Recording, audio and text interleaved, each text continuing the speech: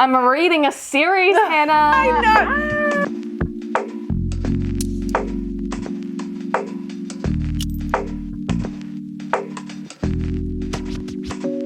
Kia ora everyone. Today I am sharing my TBR for the upcoming months.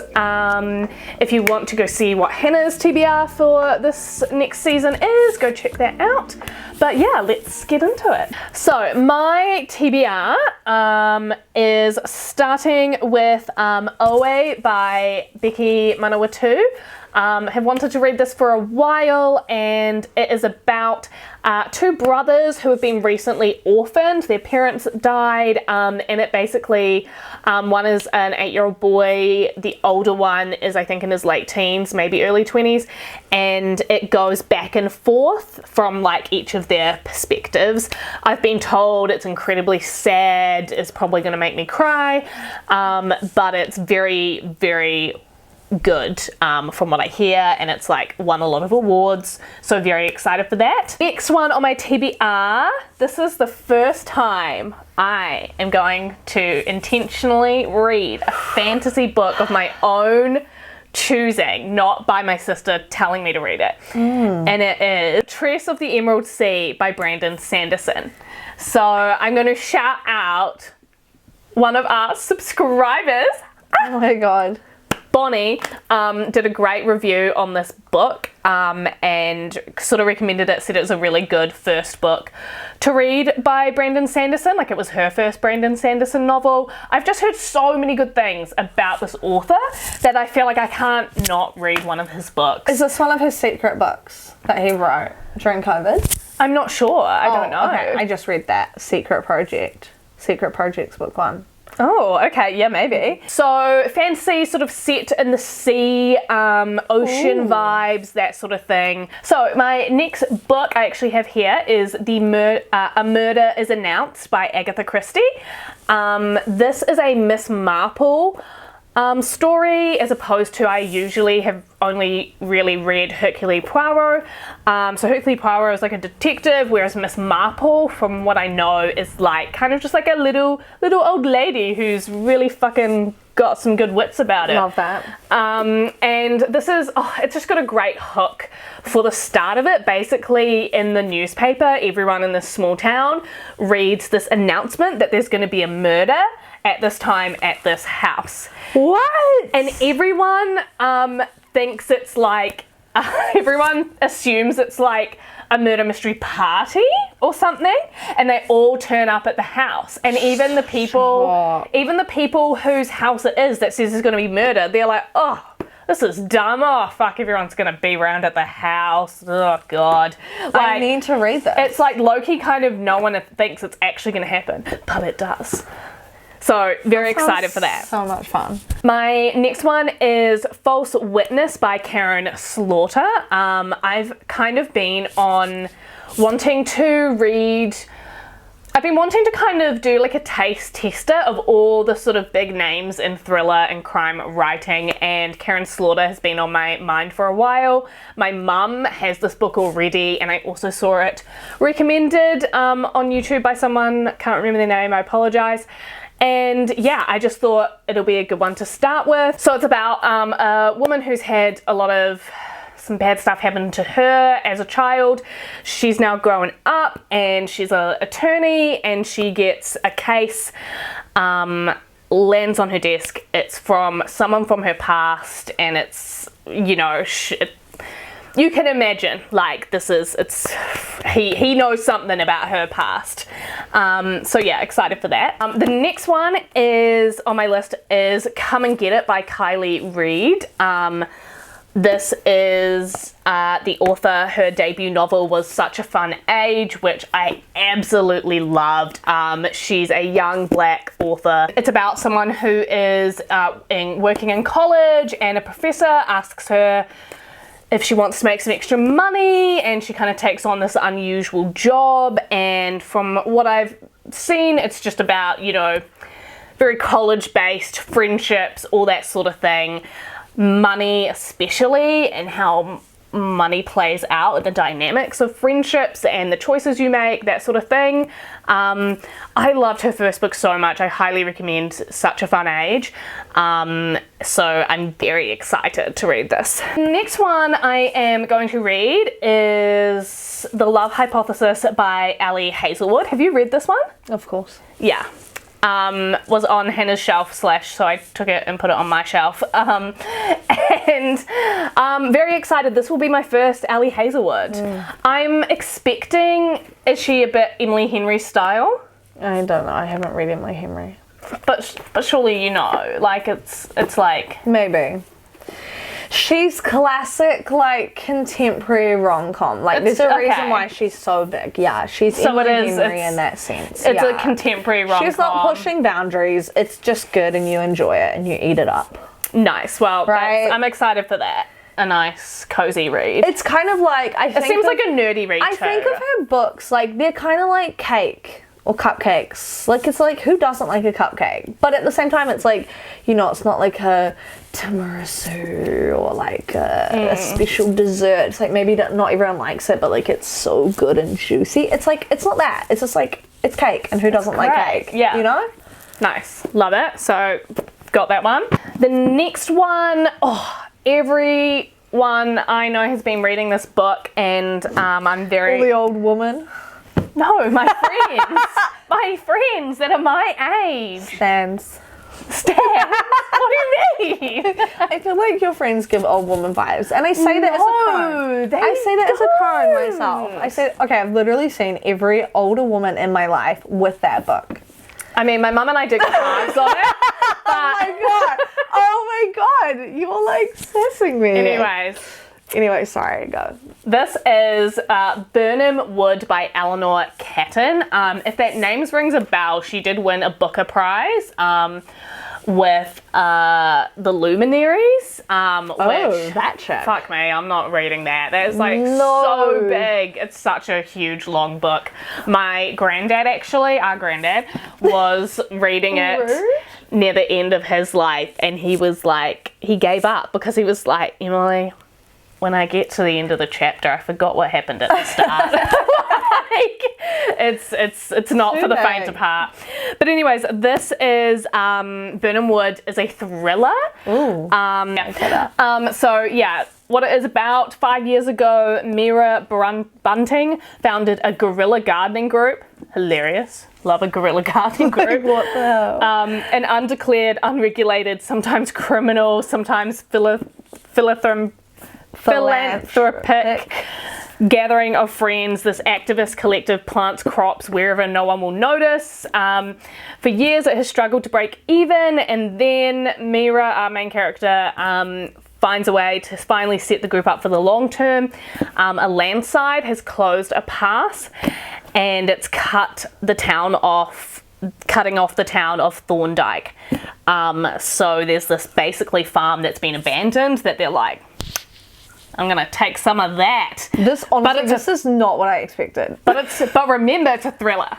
So oh my god! When you add that in, it's like, ooh. I feel like Wehi could be into this book. He could, yeah. Right. Very excited for that. Oh my god! And Wehi is such old woman vibes. Yeah. He's literally got old woman vibes. He would have a guerrilla gardening group. He would. With a bunch of old women. Yeah, a bunch of old lesbian activists. That's so his Oh vibe. my god, it literally is what they... Oh my god, stop. Okay. The next on my list is Conversations with Friends by Sally Rooney. I'm a huge fan of her first book, Normal People. It's time. I've been meaning to read Conversations with Friends for ages. It's about two college students and this strange, unexpected connection they forge with a married couple. Contemporary, little bit romance I expect probably, but yeah, general just being in your 20s. The unexpected connection, that's giving real like swinging polyamory vibes. Yeah. I'm very are you nervous excited. because you love Normal People so much? It's kind of like, was it a one-hit wonder? I don't think so, because of the reception the other books have had. I have heard good things. Yeah, and like this one got picked up for as a TV show too, like, and I think I'm safe, but you never know. You're right. Could be a letdown. Hopefully not. Next is The Housemaid's Secret by Frida McFadden. So I recently finished The Housemaid, the first book in the series. I'm reading a series, Hannah. I know. But by the end of the night, you'll be reading too. I know. I didn't even know thrillers had series. Like, I knew thrillers and crime novels have series in the sense when they have like a central detective, like my Agatha Christie. There's a name for that. I don't know, but there's a name which for different types. Again, like, I don't really consider a series. They're episodic. Episodic, right? Yeah. So they're episodic. And this is probably episodic 2, I'm pretty sure. Like, you could read it standalone. But to me, this, I don't know, it gives a very different vibe. It's very much like a character we're following.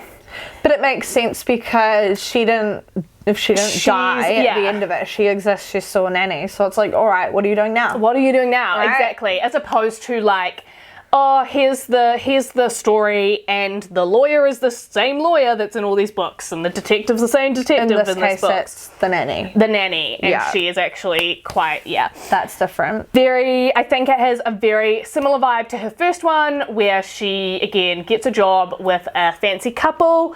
She still has a very dark past, obviously, that hasn't changed, and so she's always worried about her employers finding out about that. She finds it hard to find work. I think that's often why she ends up being employed by, dodgy people. And so this is definitely exciting and is going to have, I think, a lot of those bone-chilling moments again that Frida is very good at creating.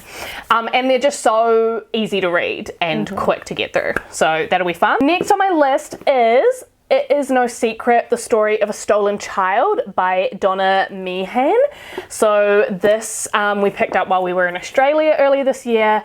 This is about when Aboriginal children were taken from their families and placed with white families. 100% stolen, government sanctioned stealing of children. Really, really horrific. And this is written by Donna, who had that happen to her. At the age of 5, she was taken away from her natural family, sent to a foster family in Newcastle. In this book, she reflects on her childhood memories and recalls her struggle with her identity. One 60-year-old white lady came up to me with tears rolling down her cheeks. She held my hand and said, "I was one of them. I took the children away from their parents. I am sorry. I thought we were doing the right thing. I wasn't angry. My heart was filled with love. I hugged her and said thank you for coming."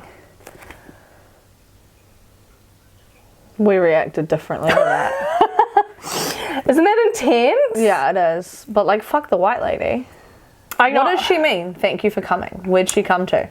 Exactly. Oh, right, okay. I'm like, is this are they bringing back to people, like, was she a family member? Was she one who worked for the government? Like, who worked? Yeah, I'm hooked, I'm in, I want to know what happened. I think you're like, I wouldn't forgive her. Is that what you're thinking? I wouldn't. Fair enough. But yeah, very keen to read that. In no world, like, can you convince me that I would ever be like, yo, that's okay, take their children. Like, people will be like, it was the time, you know? And I'm like, nah. Yeah. Right? Yeah. I'm sure it's 100%. A great book. I'm sure it's a great book. Yeah. Like, for sure. Well, and it's one of those things where it's like, maybe, again, we're completely jumping to conclusions. 100%. But in that expert, it seems like Donna is maybe giving a lot of love and forgiveness to this person. I think other people who are in Donna's position absolutely have the right to be like, fuck you, old white lady. Like, you don't have to forgive to move on. Absolutely not. But yeah, so very cool. The next one is one I picked up from Hannah's bookshelf as well, because I've been thinking about it recently, about money, and so I'm reading. Yo, I've invested a really little bit. True. Yeah, got like a 18% return. Oh, look at that. So yeah, Girls That Invest by Simran Kaur. Not sure how to pronounce that. Your Guide New Zealand author. has a really popular podcast. Yeah. Your Guide to Financial Independence Through Shares and Stocks. Oh my God, shares and stocks, so boring, but I need money because we live in a capitalist society, and so you gotta, if you can't beat them, which we really can't, you gotta join them. You gotta make your money work for you. Such a good book, 5 stars. Next one is one I picked up, classic, was like got somewhere early, so I went into a bookstore and so obviously picked up a book. This is Perilous Power, The Middle East and US Foreign Policy, Dialogues on Terror, Democracy, War and Justice by Noam Chomsky and Gilbert Atkar. Noam Chomsky. Yeah, so kind of sums it up well here. It provides the best readable introduction for all who wish to understand the complex issues related to the Middle East from a perspective dedicated to peace and justice. So we've got terrorism, fundamentalism, oil, democracy, anti-Arab racism, the invasion and occupation of Iraq, and the Israeli-Palestinian conflict. So really keen to get into that. My husband has already read it and said it was very good. Thought that was very timely. Nice. My last book is by one of my favorite authors, In the Clearing by J.P. Palmare. This also, I found out, has been turned into a TV show. Oh, cool. Isn't that cool? Yeah. So basically Amy has only ever known her life in the clearing. She knows what's expected of her. She knows what to do to please her elders and how to make sure the community remains happy and calm. That is until a new girl joins the group. She isn't fitting in. She doesn't want to stay. What happens next will turn life as Amy knows it on its head. Freya has gone to great lengths to feel like a normal person. In fact, if you saw her go about her day with her young son, you'd think she was an everyday mum. That is, until a girl goes missing and someone from her past, someone she hasn't seen for a very long time, arrives in town. As the secrets of the past bubble up to the surface, this small town's dark underbelly will be exposed and lives will be destroyed. What? I have so many questions. I know. Like, who are the elders? If it's giving cult vibes, right? It's giving cult vibes. It's giving cult. It's giving, like, make the elders happy in the worst way possible. And it's giving me, I'm imagining Freya is, like, in the norm, like, is not in the cult, and that's the perspective of, like, the town. That's what I'm kind of seeing. So very, very keen for that. I want to read that, too. Yeah. I've read 2 of his books so far and I really, really like them, so I'm pretty confident that I'm going to love this one too. And that is me. Love it. Love. Yeah, heaps of books I want to read off yours too. Yay. Same for yours, to be honest. I know. Cute. Cute. All right, that's us. That's us.